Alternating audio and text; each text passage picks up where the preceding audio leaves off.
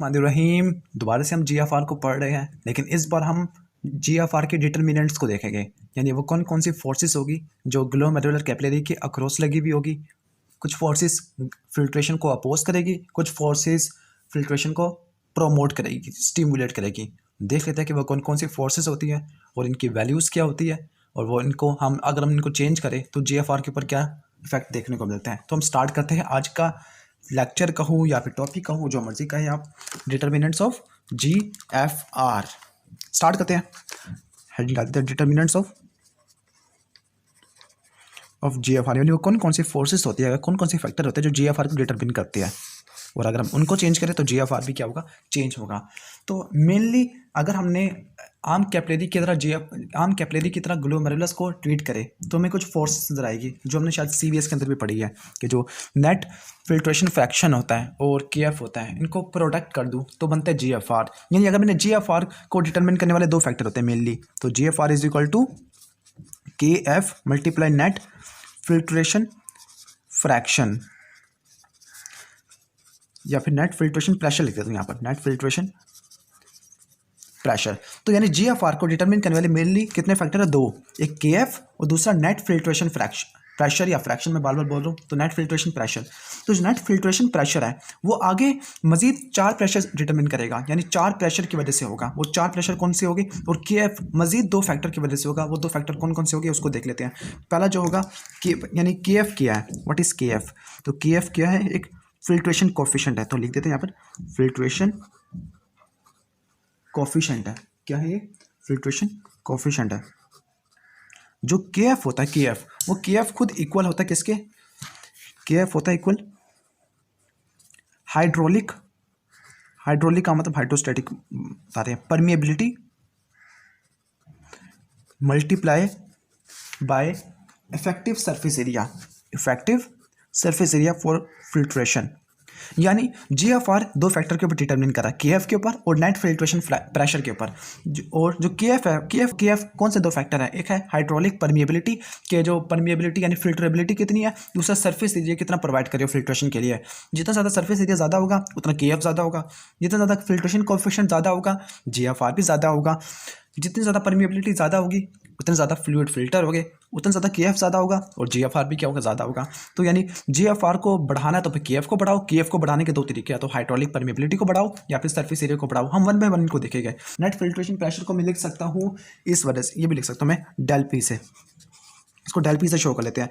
जो del P की value होती है, मैंने बताया था कि जो 4 फोर्सेस होती है जो कैपिलरी के अराउंड लग रही होती है, क्रॉस लग रही होती है, 2 फोर्सेस प्रोमोट करी और 2 फोर्सेस इनहिबिट करी है। वो कौन सी 2, यानी जो हाइड्रोस्टैटिक प्रेशर होता है नॉर्मली, वो इसको प्रोमोट कर रहा होता है प्लाज्मा के अंदर, और जो उसका ऑनकोटिक प्रेशर होता है किसके अंदर, प्लाज्मा के अंदर, वो उसको इनहिबिट कर रहा होता है। तो हम फोर्सेस कुछ इस तरह से लिख सकते हैं, पी जी सी यानी हाइड्रोस्टैटिक प्रेशर का difference minus P B S. मैं बताता हूँ ये क्या चीज़ है, minus pi G C minus pi B S. अब इनको लिख लेते हैं, यानी ये हाइड्रोस्टैटिक प्रेशर है, ये हाइड्रोस्टैटिक प्रेशर का डिफरेंस हो गया, और ये वाला जो हो गया पाई वाला, ये हो गया ऑनकोटिक प्रेशर वाला। ऑनकोटिक का मतलब होता है ऑस्मोटिक प्रेशर, जो प्लाज्मा प्रोटीन ने एक्सर्ट किया हो उसको बोलते हैं ऑनकोटिक प्रेशर। पीजी से सिंपल, सॉरी पीजी से क्या, hydrostatic pressure inside the glomerular capillary. यहाँ पे लिख देते हैं hydrostatic pressure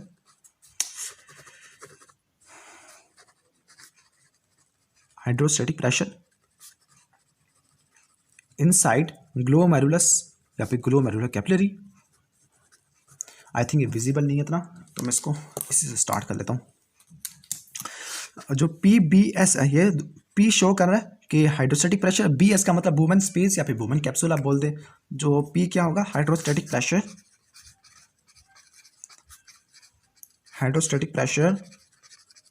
in woman space.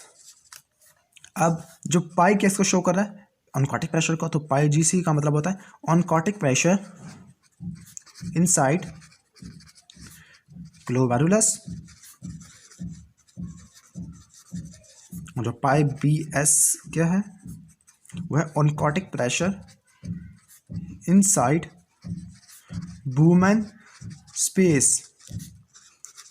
शुरू में हमने कहा था कि जो प्रोटीन होती है वो ग्लोमेरुलस से पास नहीं होती, यानी वो बोमन कैप्सूल के अंदर नहीं आती, तो हम ये कह सकते हैं कि जो बोमन कैप्सूल के अंदर प्लाज्मा प्रोटीन ना होने के बराबर होती है। तो जो पाई बी एस होगा, ये वाला जो फैक्टर होगा, ये हम इसको नेग्लिजिबल कर देंगे, जीरो के बराबर कर देंगे। इसको बराबर कर देंगे जीरो, क्योंकि बोमन कैप्सूल के अंदर कोई प्रोटीन फिल्टर नहीं होती।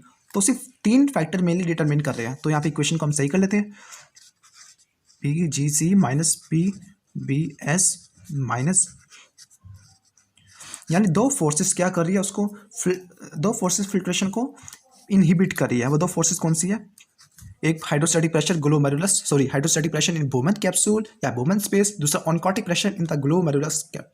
और जो फोर्स फिल्ट्रेशन को प्रमोट कर रही है उस फोर्स का नाम है hydrostatic pressure inside the glomerulus. Normally जो hydrostatic pressure inside the glomerulus, ये ऑलमोस्ट नॉर्मल हेल्थी पर्सन में ये ज़्यादा होता है, इन दोनों फोर्सेस को मिलाने के बावजूद भी, जिसकी वजह से ऑलवेज नेट फिल्ट्रेशन होती है, यानी हमेशा कुछ ना कुछ फिल्ट्रेशन होती है। तो ऑलवेज नेट अल्ट्रा फिल्ट्रेशन इन हेल्थी पर्सन हेल्थी होना चाहिए, ग्लोमेरुलस सही होना चाहिए, तो नेट अल्ट्रा फिल्ट्रेशन।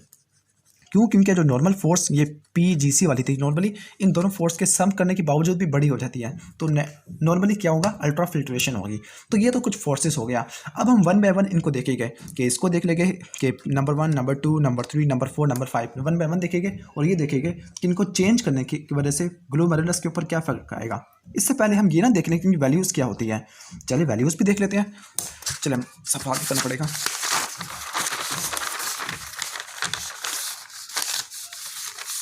चलो हम इनकी वैल्यूज़ देख लेते हैं। सबसे पहले हम डायग्राम बनाएंगे जिसमें शो करेगा कौन सी फोर्स कहाँ पे लग रही है। Suppose this is the afferent arteriole, या फिर ए से आफ्रेंट आर्ट्रियोल, ये क्या होगा, ग्लोमेरुलस हो गया, बाल ऑफ कैपिलरी आ गया, और फिर ये कौन सी आ गई, आर्ट्रियोल, इफ्रंट आर्ट्रियोल आ गई। और आर्ट्रियोल में वन सेकेंड क्या हो गए, स्मूथ मसल हो गए, स्मूथ मसल फाइबर्स हो गए। और जो चीज़ होगी इसको बोलेंगे हम ग्लोमेरुलस हो गया, बोमन कैप्सूल, ये क्या होगा, बोमन कैप्सूल होगा। तो यहाँ पे लिख लेते कौन सी चीज़ क्या है। तो ये क्या है, आफ्रेंट आर्ट्रियोल, आफ्रेंट आर्ट्रियोल, ये क्या है, इफ्रंट आर्ट्रियोल, ये क्या है, ये ग्लोमेरुलस है, बोमन कैप्सूल। अब हम इनको देख लेते हैं। जो नॉर्मल जो फोर्स मैंने बताया था 3 फोर्सेस लगती होती है, नॉर्मली वैसे 4 होती है, लेकिन यहाँ पे जो पाई बी सी है, यानी जो ऑनकोटिक प्रेशर है बोमन स्पेस के अंदर, वो नॉर्मली 0 कर देते हैं, क्योंकि प्लाज्मा प्रोटीन्स में फिल्टर नहीं होकर आती। तो यहाँ पे जो एक फोर्स होगी जिसको बोलेंगे पाई जी है, दूसरी फोर्स बोलेगी यहाँ पर पाई जी सी है, जी सी लिख देते हैं यहाँ पर जी सी, और यहाँ पे एक फोर्स होगी जिसको बोलेंगे पी बी एस। चलिए अब हम स्टार्ट कर देते हैं। अब जो नॉर्मली मैंने कहा था कि नॉर्मल इन दोनों को प्लस कर भी दूं, चलो इनके एरो लिख लेते हैं पहले।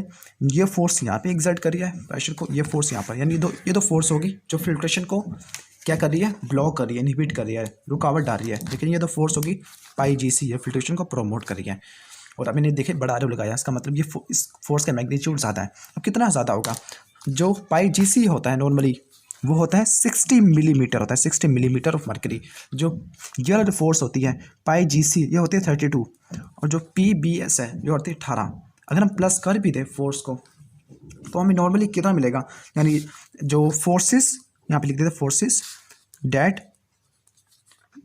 अपोज फिल्ट्रेशन,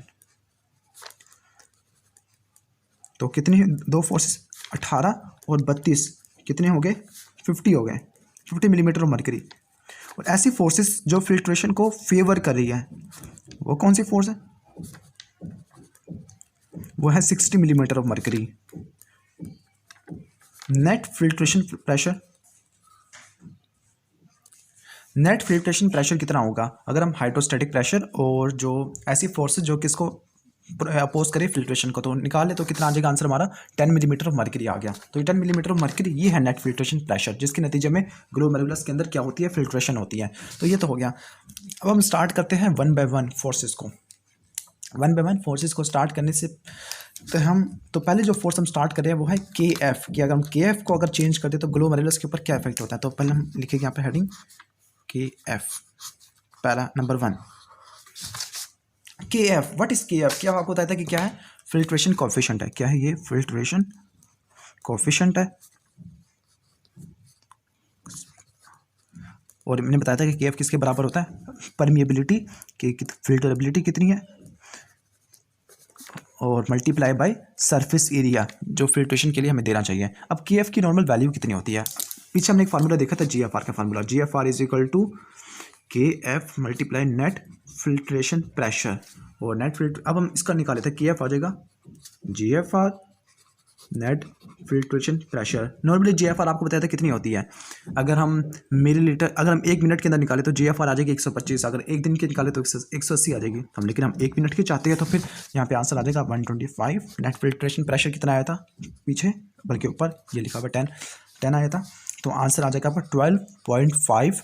इसके यूनिट को समझना है, 12.5 मिलीलीटर पर मिनट पर मिलीमीटर ऑफ फिल्ट्रेशन प्रेशर। तो ये इसकी वैल्यू आ गई। और मैंने बताया था कि नॉर्मली ये के एफ होता है, के एफ ये 2 फैक्टर के ऊपर डिपेंड करेगा, परमिएबिलिटी के ऊपर और दूसरा सरफेस एरिया के ऊपर। यानी जितना अगर हम सरफेस एरिया बढ़ा दें तो फिर के एफ की वैल्यू क्या होगी? ज़्यादा होगी। अगर के एफ की वैल्यू ज़्यादा होगी तो जी एफ आर की वैल्यू भी ज़्यादा होगी। अगर हम परमिएबिलिटी को क्या करते बढ़ा दें तो फिर भी क्या होगी? के एफ की वैल्यू क्या होगी? ज़्यादा होगी। पहले हम देखते हैं परमिएबिलिटी का क्या होता है। पहले यहाँ पे छोटी सी हेडिंग डाल लेते हैं यहाँ पर, परमिएबिलिटी।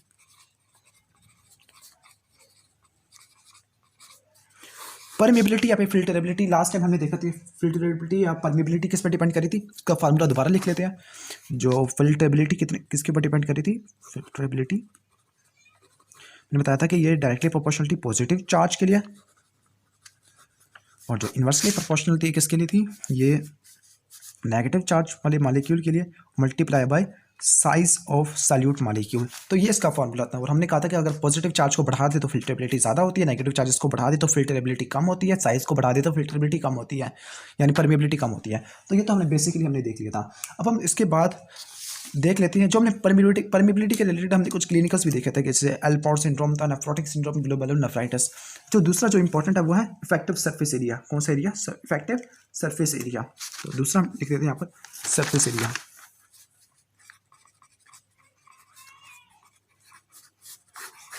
इफेक्टिव सरफेस एरिया, अगर वही वाली बात होगी, अगर हम सरफेस एरिया को बढ़ाएंगे तो फिर ये क्या होगा? ये के एफ बढ़ेगी, के एफ बढ़ेगी तो फाइनली जी एफ आर भी बढ़ेगी। अगर सरफेस एरिया को कम करेंगे तो फिर फाइनली क्या होगा? जो के एफ कम और जी एफ आर भी कम होगी। अब कौन सी 2 कंडीशन क्लिनिकली है जो के एफ को कम कर देती है? कैसे कम करती है? सरफेस एरिया को कम करके। 2 कंडीशन के नाम है अनकंट्रोल्ड हाइपरटेंशन और दूसरा होगा डायबिटीज मेलाइटस। इन दोनों कंडीशन में होगा क्या?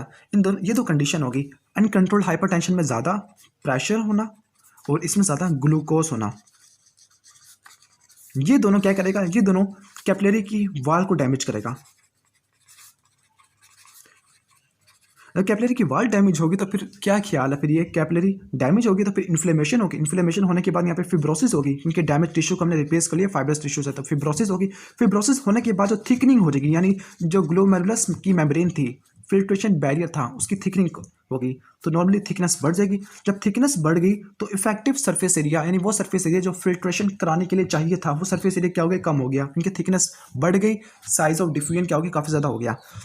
तो यहाँ पे इफेक्टिव सरफेस एरिया क्या होगा?